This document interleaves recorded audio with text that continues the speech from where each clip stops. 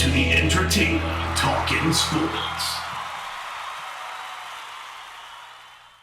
What is going on, football fans? Back at it with another New York Giants video. Hope everybody's staying safe out there. Just want to let everybody know tonight, meant to mention in my video, had it in the pinned comment, but want to let everybody know I will be live on Bad Dogs channel tonight for a New York Giants roundtable. Going to have 6 YouTubers on, so should be a lot of fun as we discuss the offseason. Now, of course, this is kind of the dead time of the offseason. There's not a lot to talk about, but every once in a while some things pop up, and I tried to do some different things the last couple of days, but today I'm going to make a quick video on some of the things that Shaun O'Hara had to say about the New York Giants and potentially the fit with Everson Griffen. Now, this was requested by a lot of you guys yesterday when it came out. I decided to make a video on it, giving my thoughts. Now, the funny thing is, with Everson Griffen, I remember I made a video on this like 3 months ago when Everson Griffen was released. Actually, he opted out of his contract with the Minnesota Vikings. I think he had 3 years left. Now, the only reasonable explanation for that was Everson Griffen probably was told, if you don't do that, you're going to be cut, and he decided to hit the open market. That's the only thing that makes sense to me. And he probably did not think that the edge rusher market would be as slow to develop as it has been.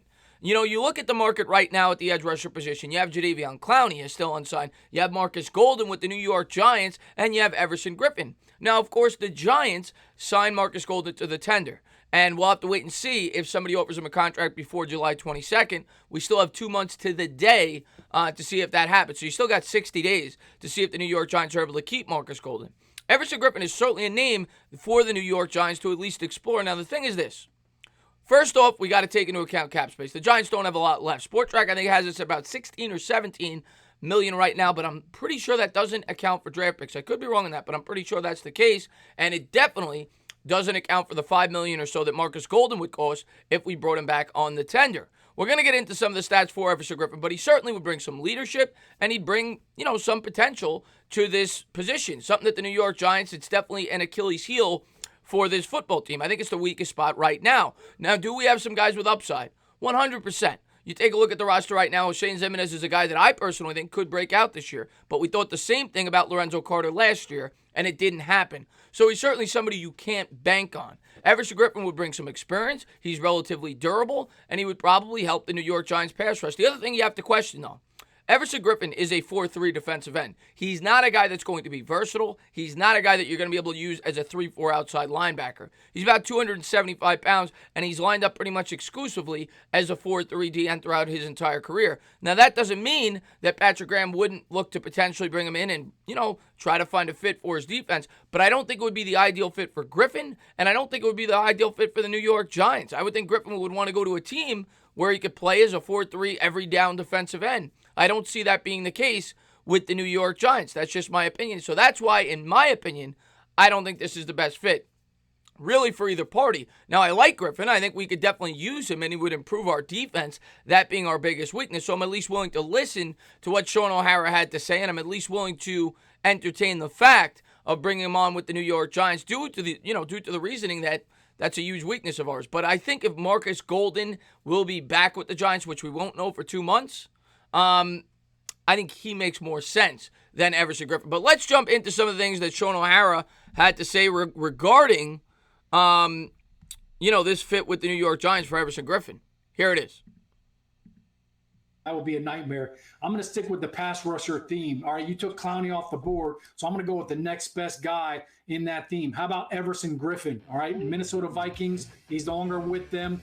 Anytime you can add a guy like Everson Griffen to your defense, it's an immediate impact. 2 years ago, he had 13 sacks with the Vikings. Last year, he had 24 quarterback hits.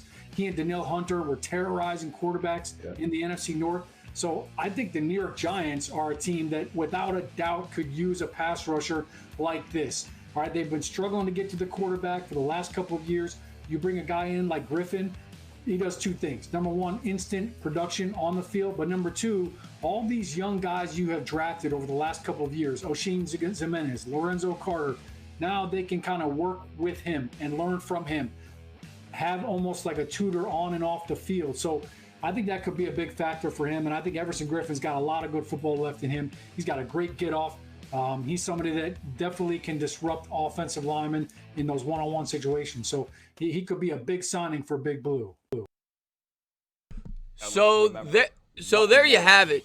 There's what there's what O'Hara had to say. I just wanted to pull that up for you guys, and then just briefly go over, what Griffin has done in the NFL throughout his career. He's been in the league now for 10 years. He's going to be entering his 11th season. He'll be 33 next year. And as you see, he's been a defensive end throughout. Now, the guy is definitely a very accomplished pro. He's got 74.5 career sacks. He's got 3 seasons in which he eclipsed double digits. Last year in 15 starts, he had 8 sacks. And as O'Hara said, I think he had 24 or so QB pressures. He had 24 QB hits. You see it right there. So he's certainly been a disruptive player throughout his career and a guy that gets after the quarterback. There's no doubt about it. And that is something that the New York Giants definitely could use with this defense. And if it's a one-year deal, he's somebody I would at least entertain the possibility of bringing him in. Do I think he's the perfect fit? No. But for a cheap price, you make it work. But if I'm Everson Griffin, there's got to be another team out there that runs a 4-3 defense that I would be a better fit with that could use my services if I'm signing for a very cheap deal. And at this point, that's the only deal that I think the New York Giants could offer based on their current cap situation.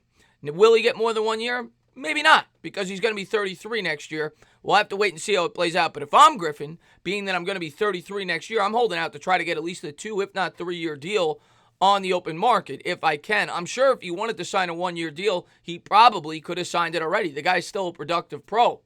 We'll have to wait and see how it all plays out. But could he help the New York Giants under the right circumstances? 100%. Is it the best fit for either side? Probably not. As always, guys, if you liked what you watched, please subscribe. Drop a comment. Maybe give me a little thumbs up. Cheers.